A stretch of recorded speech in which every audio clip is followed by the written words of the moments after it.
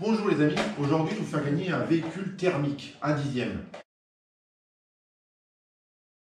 Bonjour les amis, aujourd'hui on va faire un petit tuto, comment améliorer les performances d'une voiture. Donc, je suis avec Mathis et moi, vraiment pour essayer d'avoir le maximum de performance. Donc on a pris qu'un 2200, un 2000 kV, on aurait pu prendre 2200, voire 2500, 600 pour optimiser. Il faut savoir que plus on met de kV, plus en moyenne le véhicule, enfin le moteur va tourner. Donc c'est un régime kilovolts, donc c'est facile à calculer en gros. Donc évidemment il y a le couple, la puissance du moteur, donc la dimension.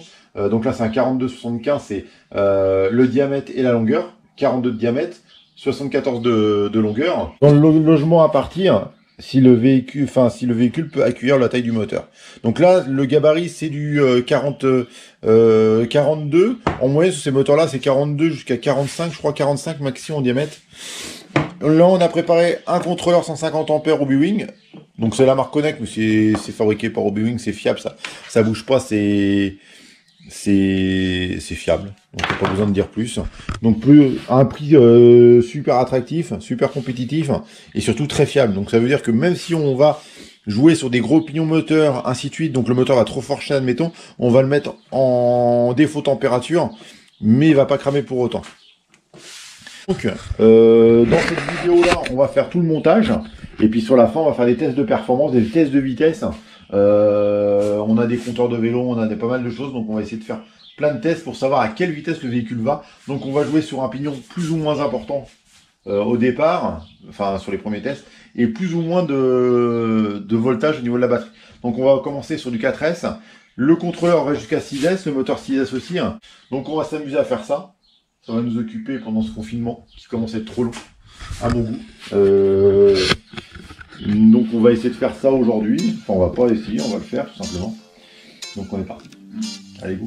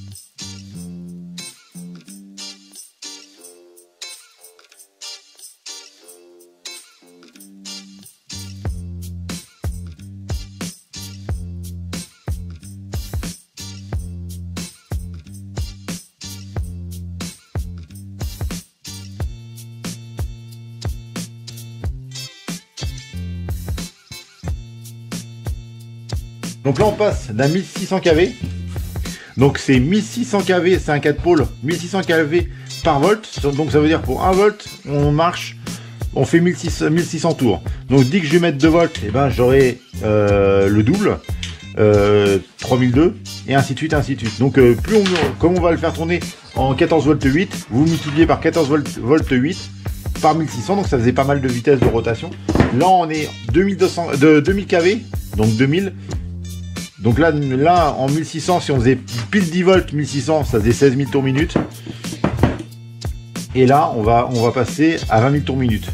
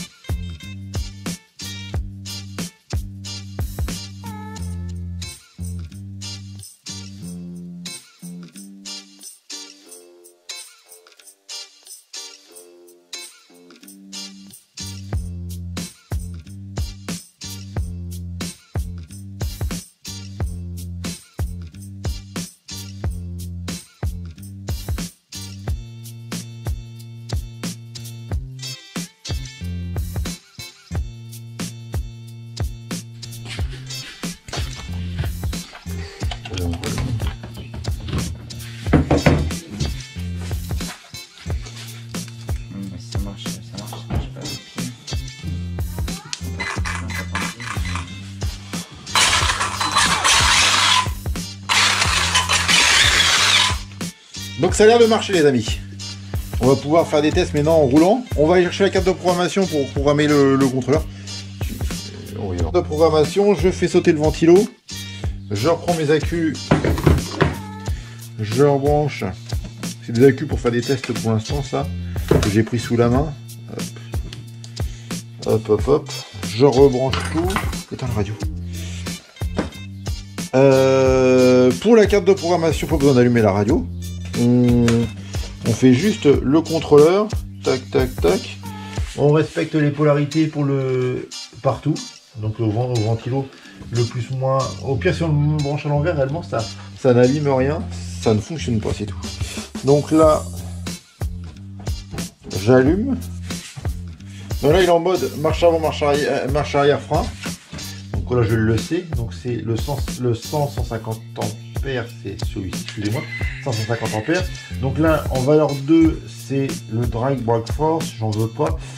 Donc 2, on l'a mis à 0, donc ça c'est normal. 3, le voltage, on est en 4. En 3 volts par cellule, c'est très bien. Le punch, on n'est pas là pour enfiler des perles, on va le mettre à fond. On va le mettre à 9, on veut que ça marche. Et le freinage, on va le mettre... on est qu'à 2, donc on va le mettre à 75% de freinage pour avoir un bon freinage. Toc. Donc les amis, on est rendu à la phase test. Bon, nous revoilà sur le bord de la piste d'essai là. On est sur notre piste d'essai, donc grande ligne droite. On a presque 1 km. On a 800 mètres de ligne droite pour faire un test. J'ai un pneu qui est mort, c'est sûr. Tu sais, j'ai le pneu à droite. Ah, j'ai un pneu qui est usé. Voilà, bon, c'est alors, je vous garantis que tout le...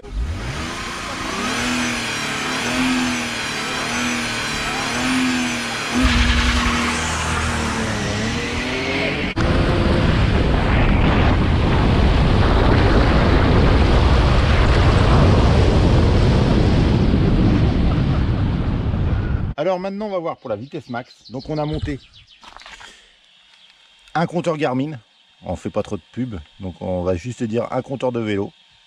Dessus on va tout simplement l'allumer. On va avoir la vitesse max.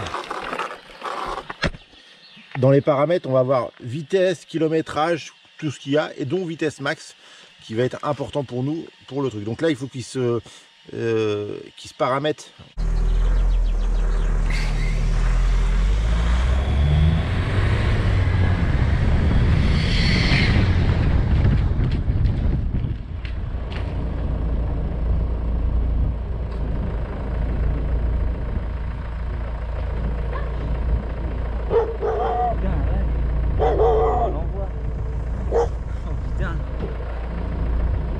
C'est la batterie, hein, ça volé.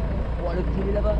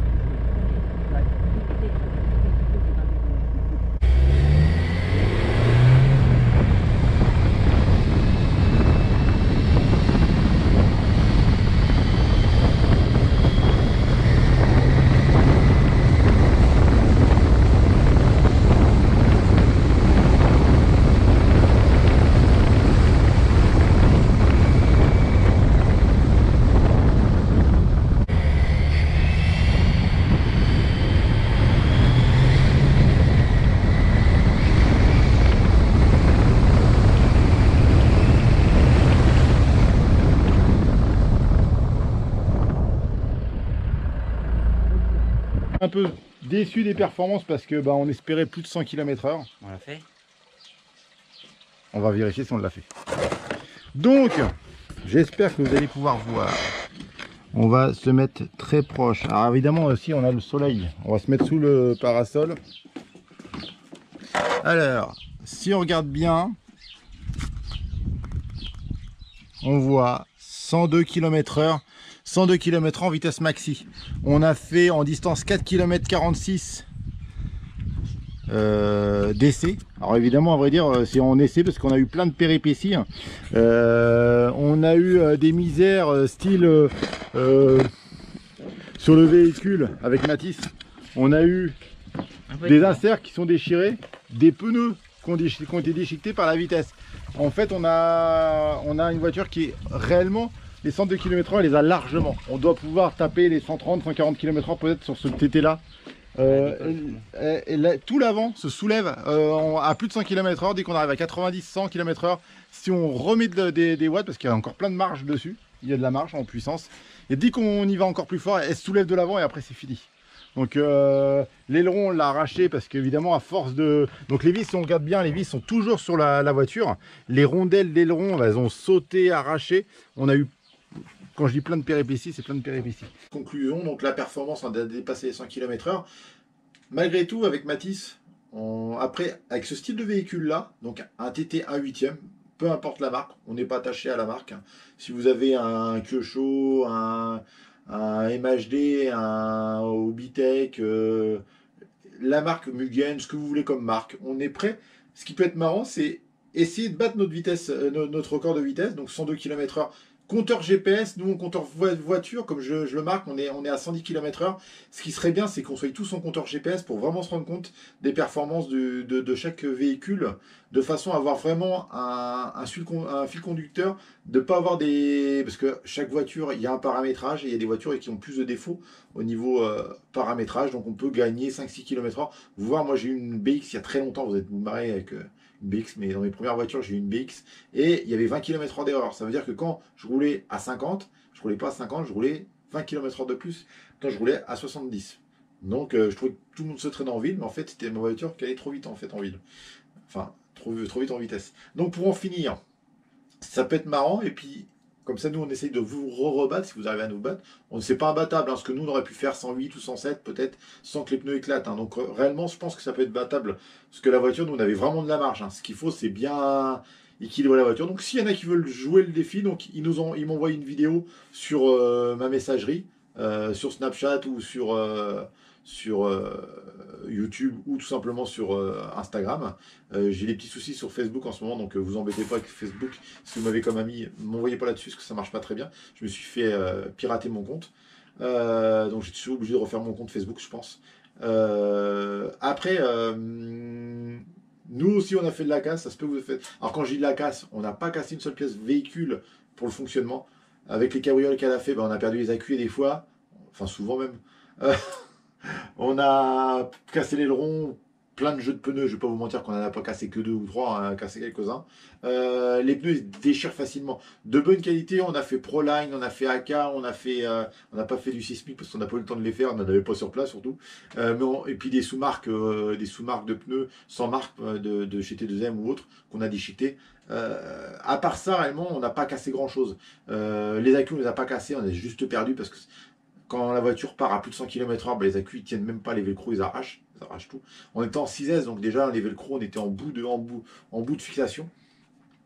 Donc si vous pouvez nous battre, essayez de nous battre, ça serait marrant. La voiture que je vais essayer de faire gagner est toujours à gagner, donc le confinement s'arrête le 11. Donc le tirage au sort sera dans la semaine suivante du 11, juste à la fin du confinement. On va essayer de le faire aussi sec de façon à faire gagner quelqu'un. Qu'est-ce que je voulais vous dire? Puis je vous souhaite une très bonne journée les gars. Et prenez soin de vous.